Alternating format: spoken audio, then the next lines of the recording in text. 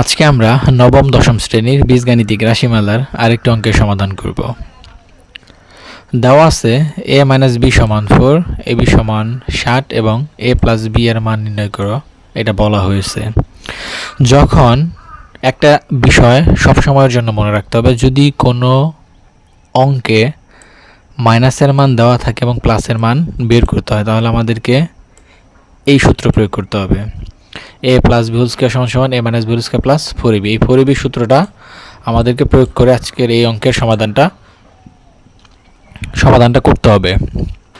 তাহলে আমরা জানি a + b² = a - b² + 4ab। এখন ab = দেওয়া আছে কত?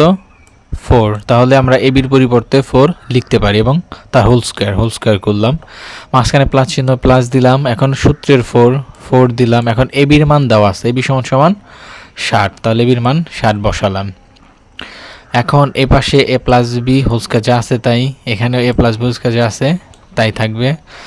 এখন 4 কে স্কয়ার করলে 4 × 4 = 16 এবং 4 × 6 60। তো 4 এর সাথে যদি 60 কে গুণ করা হয় তাহলে 240 হয়।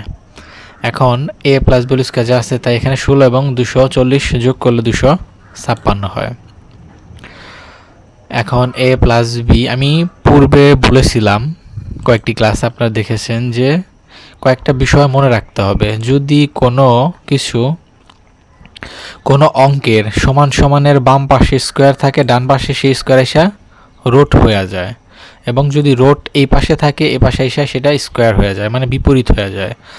সো এখানে আমাদেরকে তাই করতে হবে। এখানে যেহেতু স্কয়ার আছে, এই স্কয়ারটা এই পাশে এসে রুট হয়ে গেল। এখন a + b = হচ্ছে 225 কে যদি রুট করি আমরা, তাহলে কত হয়? 16 হয়। তাহলে আশা করি ক্লাসটা আপনারা খুব সুন্দর মতোই বুঝতে পারছেন।